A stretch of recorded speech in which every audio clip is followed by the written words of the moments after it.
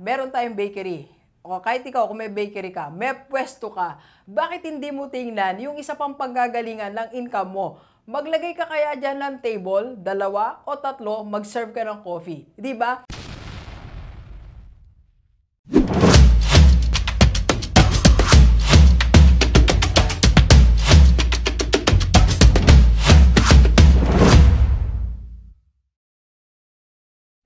Alright, G-Livers, huwag ka muna magsimula ng second business mo. Let's go! Let's go! Alam nyo, this past few months, no, sa dami ng nagpapaquote sa atin, isa sa mga nakita ko talaga, madaling magsimula ng pangalawa, pangatlong negosyo. Kaya ang nangyayari po, nagkakaroon ng doble-dobleng problema. Kaya masyado tayong nai-stress. Masyado tayong napapagod, kakasolve ng mga problema kasi pinagsasabay-sabay natin ang mga negosyo. Hindi po masamang magdagdag ng pangalawang negosyo, pero dahan-dahan. At kailangan gawin mo muna tong 4 na bagay na to. Alright? Doc, ano yan? Ito, pag-usapan natin. Sa akin pong coaching session, isa sa mga dinidiscuss ko ay ang business model. Okay? At meron po yung iba't ibang area. So ngayon, pag-usapan natin ang mga areas na dapat mo munang bigyan ng pansin bago ka magsimula ng second business mo. Okay? Alright, unang-una, revenue streams. Tingnan mo muna yung unang negosyo mo. Meron ka na bang 2 o 3 streams of income na galing dyan sa unang negosyo mo? Hanggat isa pa lang ang source or stream of income mo dyan sa isang negosyo mo, huwag ka munang tatalon sa pangalawa. Kagaya po last week, meron akong kinotes. Meron po siyang bakery. So, meron din siyang isa pang negosyo and may mga plano ng ibang business. So, sabi ko, balikan mo ang una mong negosyo. Tinan mo ano pang stream of income na pwede mong idagdag. Kasi tinan natin meron tayong bakery.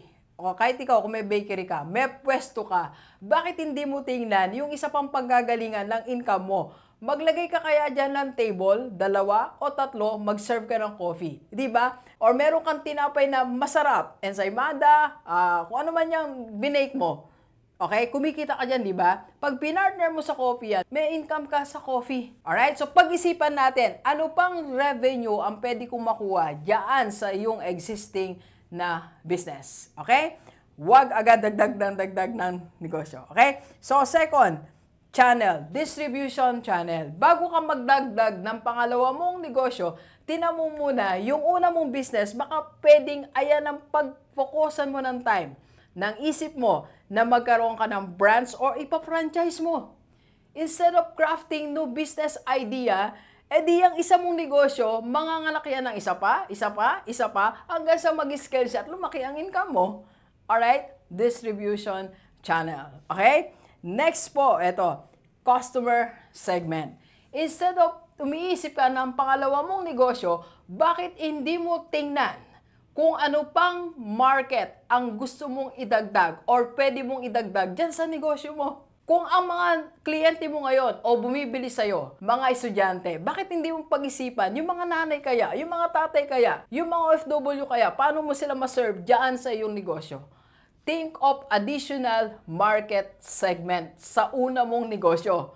Alright? And next, customer relationship. Dapat, bago ka mag-isip ng pangalawang negosyo, yung una mong negosyo, dapat napapawaw mo ang mga kliyente mo. Dapat napa-ayos mo relasyon mo. Baka mamaya gulong-gulong ang mga kliyente mo, dagdag ka ng dagdag ng negosyo mo. Eh hindi mo pa nga mapacify yung clients mo sa first business mo. Nagkakagulo nga sila. Okay? So, pag-isipan bago mag-second business. And last po, pero bago yan, magkape muna tayo. Kape po. And of course, announcement natin sa lahat ng mga may negosyo, we are offering Rockstar Business Coaching Package. 3-in-1 po yan. So, pwede ko kayong i-coach, mag-seminar sa inyong sales team, at i-advertise natin. Okay? Let's go, let's go. Okay, last, value proposition. Huwag ka munang magdagdag ng pangalawang negosyo kung hindi mo pa natutulungan ng todong-todo ang iyong mga kliyente. Tingnan mo pa, ano mang pangailangan nila, baka pwede mong i-add sa business mo. Ano pa yung needs nila, baka pwede mong i-provide. Alright? So, sa atin pong lahat, bago tayo magdagdag ng pangalawang negosyo, pag-isipan natin. Okay? Paunlarin at i-maximize muna ang pwedeng kitain dyan sa iyong unang negosyo. Let's go. Let's go. Copy po tayo. Copy po. Thank you for watching. We are inviting you to attend our free webinar on how to save and invest the right way and how to avail sa Kaiser. PM na sa personal FB ko po.